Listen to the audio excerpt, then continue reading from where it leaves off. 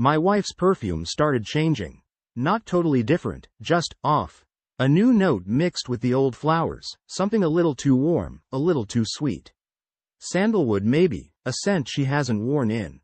God, has it been years? It stuck to her clothes, her hair, like it was trying to drown out my own boring smell. The aftershave I've used since college. And the trips, always these urgent business meetings popping up. She'd rush out in those power suits I used to think were so damn sexy. Now, when I asked about the projects, something flickered in her eyes. Not excitement, not work stress. It looked a hell of a lot like guilt. Or was it defiance? Nights turned into this weird silent movie on the couch. Me pretending to watch some stupid action flick, her back to me, phone buzzing way too late for any sane client. It was eating me up. Did things start going wrong when I got lazy? Stopped putting in the effort? When I stopped noticing the little stuff? Or was this brewing long before, and I was just the idiot who didn't see it? One evening, I couldn't take it anymore. Walked into the kitchen where she was scrolling through that phone, back hunched like she was hiding something. The stupidest question came out of my mouth. So, anything interesting at work lately? She jumped, not her usual quick smile. What do you mean? The usual, crazy deadlines, clients being. Never mind, I muttered and retreated. That was it. There was no usual anymore. Only this gnawing suspicion in my gut, the unanswered questions, and the goddamn sandalwood perfume. Back on the couch, the TV flickered. For the first time in forever, I wished the silence of those nights on the couch was really just silence. Instead, it felt alive with secrets, whispered phone calls, and a new scent I couldn't scrub off our sheets. It wasn't just suspicion anymore. The feeling settled deeper, like a stone in my stomach. Something wasn't just strange in our marriage, something was fundamentally wrong. The only person at work who even seemed to notice I was drowning was Sarah. Quiet Sarah, who always kept a box of tissues in her bottom drawer for office meltdowns. I found myself dumping all my fears and frustrations on her in those late nights neither of us were really supposed to be there anymore. Just stay focused, write it out, she'd say, and her sympathy felt, well, it felt good. Damn good. There was this warmth in her eyes that had absolutely nothing to do with budget analyses. I wasn't an idiot. I knew she thought I was a harmless, heartbroken mess, but I didn't even care. For the first time in months, I felt like someone, not just a shadow in my own life. I wasn't sure when my rambling rants started to shift. Instead of cursing out my wife, sometimes I found myself describing that new note in her perfume, the stupid sandalwood. Sarah would just listen, nodding, a frown creasing her usually smooth forehead. It was like all that worry, all that poison finally had somewhere to leak out instead of just festering. One especially crappy evening, after my wife had left for some fake, team building retreat, I practically exploded in Sarah's cramped office. I swear, Sarah, I could ditch work, follow her, the whole private investigator cliché. My laugh sounded cracked even to my own ears. Sarah's fingers stilled on her keyboard. Well, maybe you're onto something, she said, her voice strangely serious. After all, it's not about paranoia if they're actually doing something wrong, right? It was that something in her tone, the way her eyes got just a little too bright, that made me pause. Sarah wasn't just a sympathetic ear anymore. She was adding fuel to the fire. That faded hotel receipt became my obsession. I started stashing them, hiding the evidence of her work trips in my sock drawer, of all the pathetic places. Not that these flimsy bits of paper could compare to that laugh. It started echoing in my head during the day. That stupid light giggle, 1,000 times worse than her irritated snaps when I asked her anything at all. It played on a loop, especially at night. Those damn quiet nights on the couch had transformed into torture. I'd lie awake, phone's blue glow painting her back as she messaged and whispered and giggled herself to sleep. Was he on the other end? Some hotshot client in a beach resort while I was stuck in our stale, silent apartment? I knew I was coming unhinged. Who leaves crusty plates in the sink as some grand act of rebellion? Sarah had started giving me concerned looks at work, the sympathy dimming. I couldn't even bring myself to confide in her anymore. One night, after my wife finally drifted off, I did something I swore I'd never stoop to. I checked her phone. Dumb move. Nothing incriminating in the chats, just work stuff, the occasional gossip with her girlfriends. Then I saw it, the call log. Numbers I didn't recognize, late at night, lasting way longer than any work conversation should. Bile rose in my throat. It was confirmation, not in a damning photo or sappy message, but in those cold digits staring back at me. These weren't just suspicions anymore. This was real. I sat there on the bed, her soft snores filling the room, that damn sandalwood heavy in the air. I didn't scream or cry. It wasn't even anger exactly. It was this hollowness spreading through me, a certainty colder than any rage. I wasn't an idiot anymore, just someone who finally faced the damn truth. The "let's talk" came a couple of nights later, when I least expected it. Not that any time would have been good, but I think she picked then, me tired from work, still slightly damp from the shower, because she figured I wouldn't make a scene. She was half right. Something in me had snapped. Maybe it was the way she chose to drop it like some casual suggestion. I think an open marriage might make sense for us, while I was halfway through pulling on a sock. Open marriage? The words came out flat, barely above a whisper. I might have looked calm, but inside, I swear my head was about to explode. Not like a total free-for-all, she went on, now pacing the room, wringing her hands. Just some, space. To explore, without hurting each other more. It was the, without hurting each other, that almost made me laugh. The audacity. Like she was doing me a favor by stabbing me in the back. The goddamn gall of it finally ignited something inside me. Is there someone? I asked. My voice cut through the room. She froze, then the mumbled half-truths came pouring out. I'd already found the answer in those damn phone logs, but to hear her admit it, someone at work, just casual, not about love. Each lie felt like a slap. That's when the other half of me took over. The quiet, broken part melted away, and something cold and furious took its place.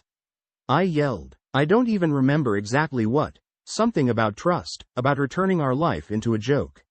I remember her flinching, like she'd never seen that side of me before. But behind the rage, a chilling thought surfaced. Now what?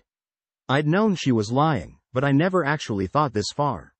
Now there it was, her betrayal laid bare. What the hell was I supposed to do with the broken pieces? Our apartment became a war zone. The nights, already unbearable, got worse. There was no yelling anymore, just the cold silence broken by rustles in the bedroom, passive-aggressive sighs, and the pointed scraping of forks across plates.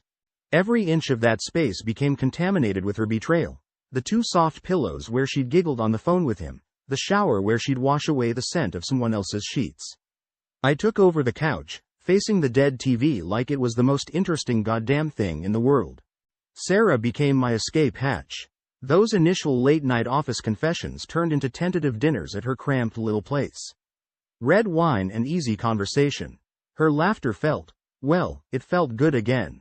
There was an edge to it all, an unspoken understanding hanging in the air.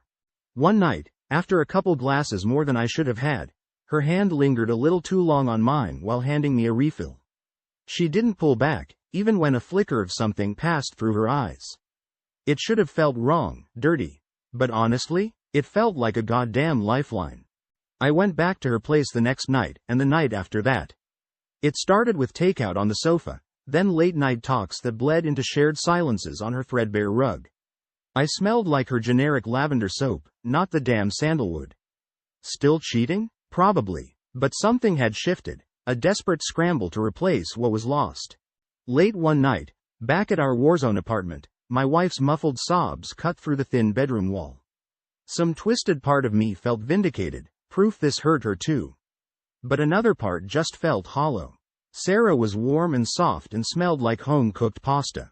Our marriage was just a stale battleground. The next couple of weeks were a haze. Nights spent half asleep at Sarah's, waking up to not my home, not my wife, and not even sure who I was supposed to be anymore. Mornings at the office were the worst. Sarah would offer me that quiet smile that had first felt like a lifeline but was now starting to make me uneasy. One afternoon, her coffee run turned into a full-blown gossip session at my desk. I heard her new, friend got transferred, Sarah said, leaning close with that faux concerned look. Guess they couldn't keep their arrangement under wraps. Arrangement? My heart hammered against my ribs. Oh, come on, she scoffed with a little too much relish. Didn't you notice how happy she seemed lately? And how much extra effort she was putting in with those new outfits. The realization hit me like a ton of bricks. Sarah wasn't just some sympathetic office friend. She'd known about this all along, maybe even before I did. She'd been savoring it, watching my meltdown like a spectator sport. "You think this is funny?" I hissed, keeping my voice low so no one in the open office noticed the rage simmering under my skin. The smile vanished from Sarah's face. "Funny?" she spat back. "After the way she treated you? She deserves everything she gets." That was it. In a flash, all those nights of feeling understood, cared for, came crashing down. Sarah wasn't just enjoying the drama, she'd been fueling it from the start. The late nights, the whispered sympathy, even the damn wine. She'd played me to get back at my wife for some reason I couldn't fathom. And I'd fallen right into her trap. The next morning on my way to work, my eyes landed on my wife's phone, tossed carelessly on the counter alongside her makeup bag. Stupid, I knew, but I couldn't stop myself. It was unlocked. Another careless act or perhaps some sick challenge? I scrolled through the photos. Mundane stuff. Selfies with friends, goofy brunch shots, then, it hit me. Him. Not in some salacious pose, just a dumb couple weekend snapshot. He had one arm slung around her shoulders, both of them grinning into the camera, the beach sparkling behind them.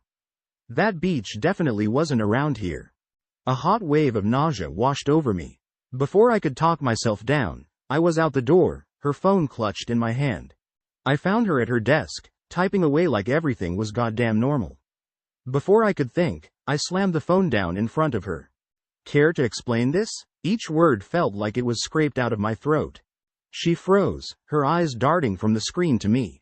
Her defiance crumbled under my stare, replaced by panic? Shame? I wasn't sure. What came out of my mouth wasn't rage, or even sadness.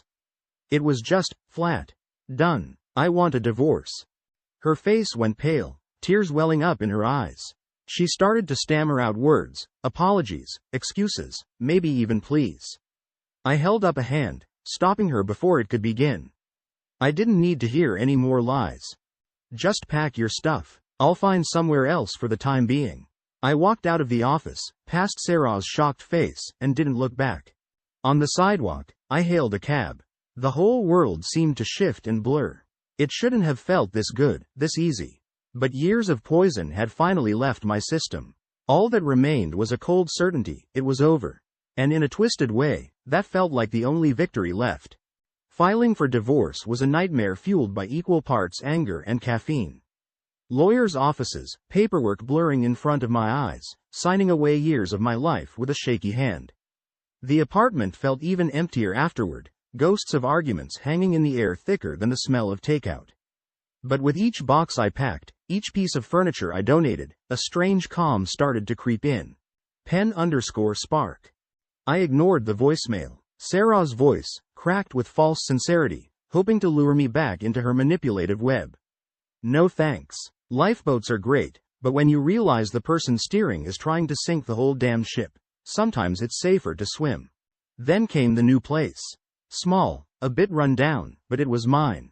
I spent days scraping off the hideous floral wallpaper, sanding down the scuffed floors, slathering it all in a crisp, defiant white. The smell of fresh paint was the best perfume any space could have. One evening, I came home to a hesitant knock. On the doorstep was a florist's box, overflowing with white lilies. Sarah's favorite, a power play disguised as sympathy. No note, of course, my address scrawled in handwriting I thought I'd forgotten. It would have been easy to call her, scream, throw the flowers in the trash. But something stopped me. This wasn't a gesture of love, or even of hate. It was a bid for control, a last-ditch effort to pull me back into her game. The lilies went straight into the hallway trash bin. Unwatered, they'd wither and die just like the manipulative hold she tried to have over me. Inside my small, freshly painted apartment, I closed the door. There were bills to pay, a half-assembled bookshelf waiting, real problems, not manufactured drama.